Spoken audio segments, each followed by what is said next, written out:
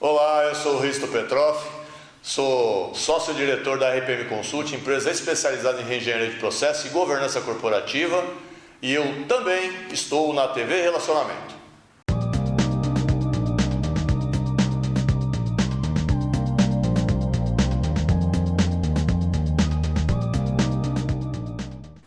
Olá, internautas, iniciamos mais um programa Você é Top. E hoje estou muito radiante porque são poucas as oportunidades da gente conversar com campeões. E conversar com tricampeão é outra coisa. Débora Chaguri, muito obrigado aí pela tua presença. É um prazer meu estar aqui com você. Aqui. Tá ótimo. Conta um pouquinho para os nossos internautas onde você nasceu e um pouquinho da sua trajetória profissional. Eu ia perguntar se você tinha medo de água, mas é melhor não perguntar. Tenho medo de água. A gente sempre tem medo de água e de fogo, né, dos dois. Perfeito. Por favor, fica à vontade. Então, você tem muita história para contar. Eu nasci aqui em São Paulo, né? Aí quando era criança, eu já mudei ali para frente ali da represa Guarapiranga, e daí eu sempre fui ligado com o barco, tudo, né? Daí eu velejava quando era criança, fazia os esportes ali, e depois acabei correndo aí também na motonáutica.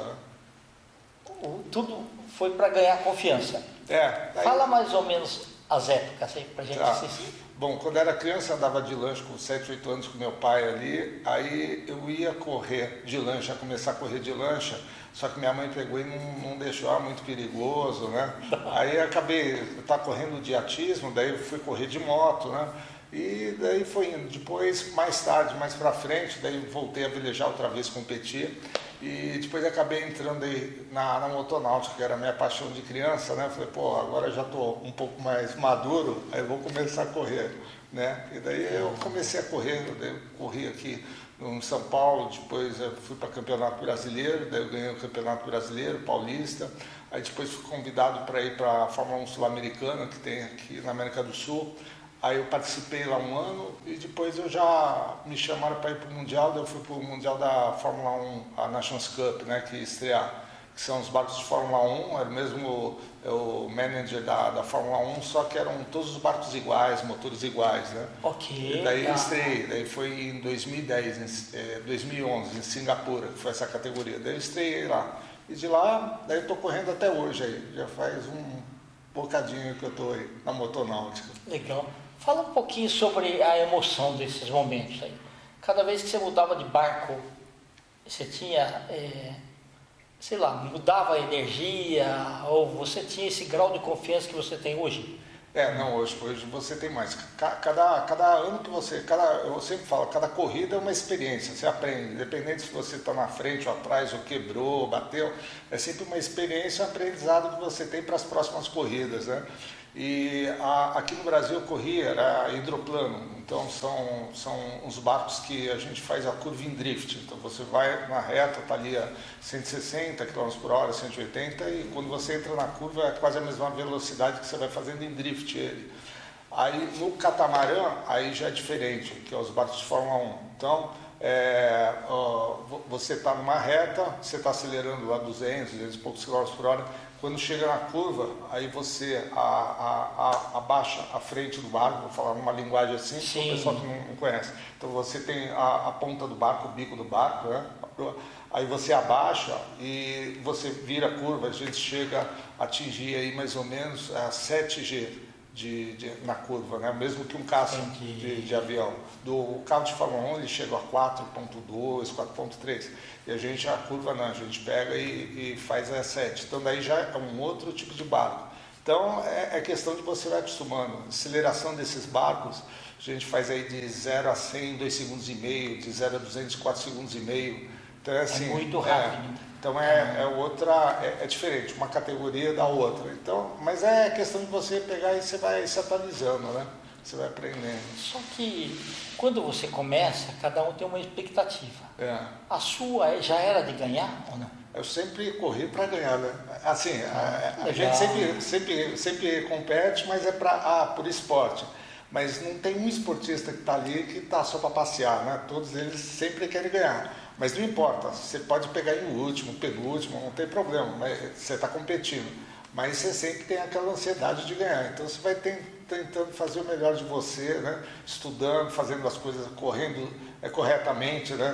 Não sendo que de vigarista, aí, eu brinco até. Aí você sempre tem uma boa conduta e tal, e você aprendendo não só com os teus erros, com os erros dos outros pilotos, e aí você vai crescendo e vai tendo maturidade, ganhando experiência, até chegar ali onde você pretende, né? Tá. Você deve ser muito bom observador, né? Ver muitos deles competindo e também uma leitura complementar também, né? Ah, sim. Sei lá, de outros campeões, alguma dica que cada um deu, essas coisas assim. Você sempre presta, vamos supor, pode ser até vamos supor, às vezes nem o mecânico, às vezes a pessoa que pega e tá ajudando ali para empurrar o barco, você tem que prestar atenção no que ele fala, porque acho que assim, todo mundo, ele sempre vai entender alguma coisa que o outro, que nem eu falo na construção civil. Tem um engenheiro, daí você tem um engenheiro, tem um arquiteto que pega o projeto, o engenheiro vai fazer o cálculo. Mestre de obra. Mestre de obra, aí às vezes não é nem encarregado, daí você pega o ajudante, às vezes o ajudante sabe alguma coisa que o engenheiro não sabe, então você tem que prestar atenção no engenheiro, no pedreiro, no mestre de obra, tem que prestar atenção e escutar todos, daí você tira uma conclusão. E é isso que eu sempre peguei e fiz, eu sempre comecei a assistir as corridas, escutar um, escutar o outro, ver a técnica de cada um, depois você aprimora a sua técnica, você cria sua própria técnica, né? Tá. Você escuta bem o mecânico também, quando ele fala, olha, a velocidade aqui vai estar tanto, aqui você pode fazer a curva de conta até tanto. Você escuta ele também? Não, geralmente assim, o mecânico ele passa, não faz tanto isso, que senão você vai forçar. Ok, tal, bacana. Mas assim, por exemplo, tem piloto que você entra lá e anda. Agora, o importante também é você entender de mecânico para quê? Aí, de repente, numa curva, na saída não está muito boa, está faltando isso, daí você chega, aí você vai discutir com o mecânico, se nós fizermos isso, outro. Uma coisa interessante no barco que a gente tem, no carro é o pneu, né? Que a gente vai mudando. Exato. Isso, conforme o tempo, tal, a calibragem. No barco não, é diferente. Aí, além de você ter a caixa de engrenagem, né, o gear case que a gente fala, a rabeta, aqui no Brasil é a rabeta, aí o principal é a hélice. Então você tem várias hélices e você vai trocando de acordo com a água, de acordo com... Você vai mudando tudo.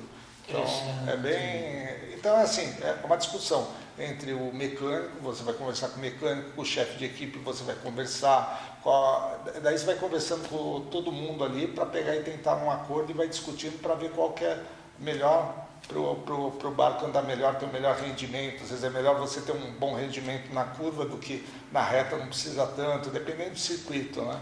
Ok. E como depende muito do clima em si, né, tem algumas recomendações aí, por exemplo, dias de muito vento, essas coisas assim, de não se fazer a competição? Tem, por exemplo, quando começa muita onda, o bom é quando a água é flat, né, lisa. Quando começa muita onda, depende das categorias, né? Tem algumas categorias, por exemplo, na Fórmula 1 começou a onda forte, daí eles já levantam bandeira vermelha, porque torna perigoso, né? Aí na Fórmula 3000, por exemplo, que é o mesmo barco, o mesmo motor, só muda assim, eles mandam tirar para diferenciar, aí eles mandam tirar a injeção, colocar o carburador. Nessa é difícil, mesmo com onda, eles acabam pegando e deixando você correr, né? É só assim, se está extremamente. Então ali é mais livre. E daí, é lógico, a primeira coisa que eu faço, né? Eu chego num circuito, aí a primeira coisa que eu faço é ir, se eu vou fazer tomada de tempo, né? Ou se eu vou fazer treinamento, olhar para ver qual a direção do vento, daí você analisa para ver onde estão as ondas, onde está a corrente, né? É todo um contexto, porque você está num barco, ele pesa aí 180 quilos, mais motor, mais piloto uns 400 quilos, você tem 400 cavalos. Então, qualquer coisinha ele voa. Então, você pegou uma rajadinha, se o vento está forte, se você levantar muito para alcançar mais velocidade, aí é a hora que você vê aqueles acidentes que o barco dá o looping, né? Vai para cima. Então, você tem que prestar atenção em toda essa parte aí. Cada saída você fica muito preocupado com o desenrolar das coisas? Ou não? Na corrida, sim. Você tenta acalmar, mas numa largada, teu coração vai lá quase 200, né?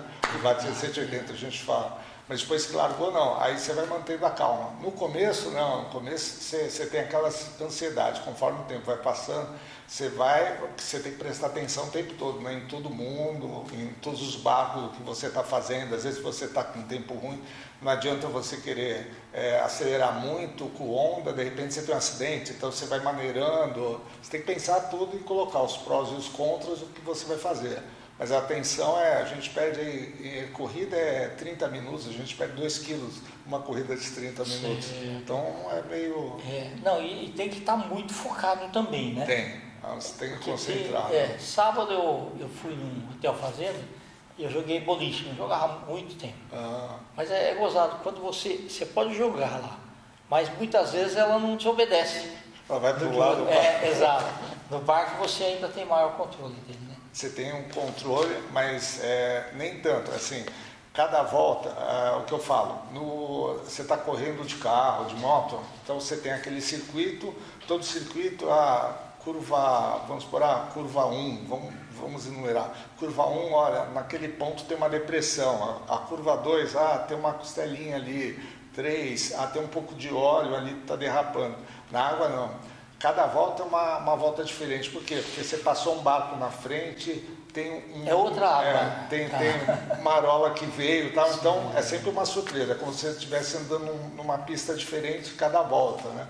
Então é isso aí que é a diferença que você pega. E quando você foi convidado para fazer em outro país, e muda, né? Quando você usa água do rio e água do mar, muda muito, né? Muda, dá diferença, né? Porque você tem, por exemplo, no rio, aí ela não tem tanto sal, então o que acontece? O barco ele afunda mais. Aí agora, você pega no mar, água salgada, né? Então daí o barco ele flutua mais. E mesmo, às vezes, por exemplo, uma corrida, teve uma temporada que tinha uma em Doha, no Catar, né? E a outra corrida era em Abu Dhabi, ali pertinho. Mas dava diferença, por exemplo, em Abu Dhabi o barco flutua mais, tem mais sal, pedaço de Abu Dhabi, e a distância é curta entre um país e outro, né? E ele dá muita diferença. Então aí que é a regulagem que a gente faz, então a tipo de hélice que a gente vai usar, um monte as regulagens de altura também de barco que a gente vai usar para fazer as curvas, porque como está mais alto, então ele muda muito. Fora que na injeção não tem tanto problema, porque ela mesma, se você tem a sonda lambda, ela vai te corrigir. Agora, quando é carburado, não. Aí você mudou de um lugar para o outro, pressão atmosférica, daí você já tem que mexer na carburação do motor, afinar, outro tipo de vela, a gente muda tudo, né? Interessante. Esse daí da água salgada e água doce, você falou que dependendo do grau de salinidade, ele então no Mar Morto não dá para fazer competição. Não, no Mar Morto dá. Qualquer água. Porque lá o grau de salinidade é muito alto, né? Tá ótimo. Beleza. Qual que foi a sua emoção de ganhar um campeonato fora do Brasil?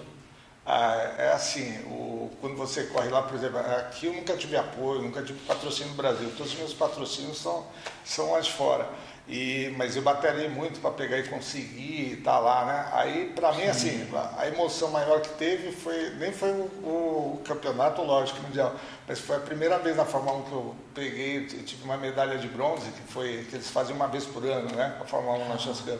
Aí eu fui medalha de bronze, só no finalzinho acabou meu combustível e daí o do Qatar passou tal, e daí eu peguei e perdi. Mas só de estar ali, e um ano antes eu tive um acidente sério, né? Aí eu tive um acidente em Sharjah, eu tive embolia, trombose, coágulo cerebral, fiquei 9 meses aí em recuperação, fui para 3 UTIs. E daí eu voltei a correr e daí eu ganhei a medalha, eu falei, nossa, daí foi acho que a emoção mais forte. É uma hora extra. Isso. Né? Mas quando você ganha o Mundial, daí também, é que essa foi a primeira ali de campeonato mundial, daí subiu depois de um evento assim grande aí de recuperação, mas quando você ganha, e também o reconhecimento que o pessoal lá fora tem, né, em todos os lugares e tal, é bem bacana, o pessoal torce para você, às vezes você está correndo num país, mas você tem o pessoal daquele país não torcendo para o piloto de lá, torcendo para você, muito bacana isso, é bem bacana. E você estando lá representando o Brasil é uma emoção muito grande. É bom, né? Muito bacana. Que ótimo. E você está sempre estudando, então, novos tipos de barco, novos motores, essas coisas assim. Não, você sempre pega e presta atenção. Por exemplo, o barco, a gente vai modificando algumas coisas, a gente vai pensar, às vezes, no meio da corrida, que eu falo assim, você começou, você está lá no final de semana, aí você vai experimentando, às vezes você modifica até pedaço do barco de baixo, às vezes você pega e modifica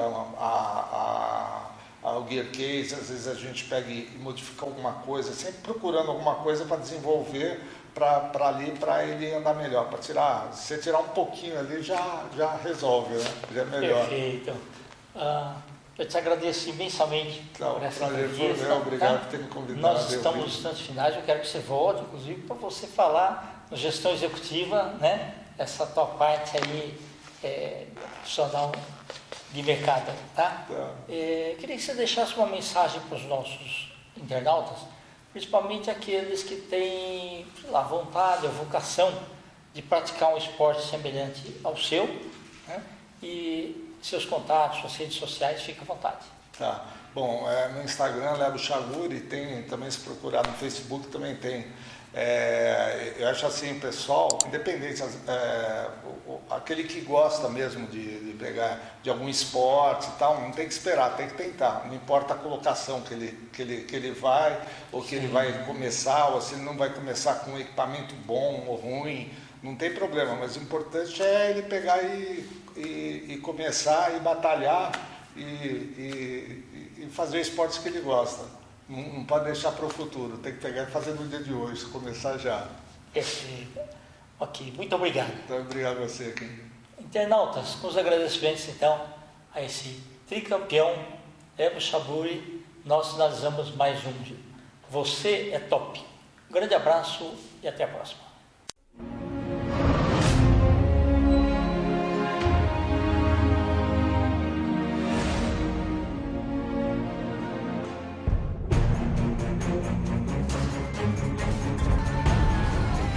Grand Prix. And these guys got to come and beat it. It's based on drivers. Team Lebanon featuring Lebo Chaguri, who raced for Team Brazil in the first two Nations Cups. You're starting straight to boy number one, counted.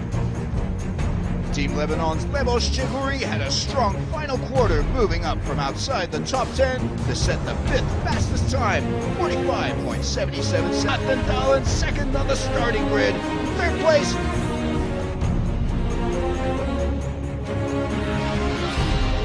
in the map against each other, and then Lebo Chaguri in a close-fought semi-final.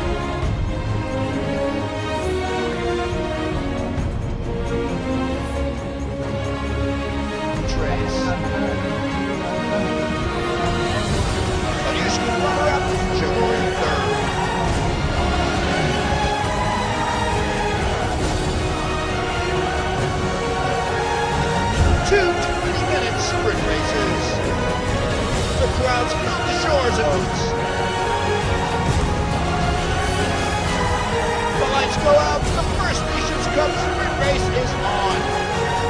Lebo Chaguri of Lebanon, followed by Lebo Chaguri of Lebanon, trying to make some headway to see if he takes on the young Norway fine and unhurt as the remaining boats motored around in their race positions.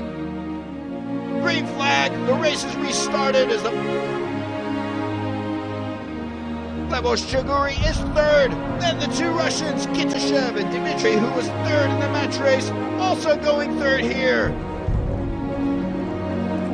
Chaguri loses control of his boat, unable to keep it down. He goes flying and lands belly up. That's a shame for Chaguri, the dual citizen Lebanese Brazilian pilot in his second crash in 3 Nations Cup outings.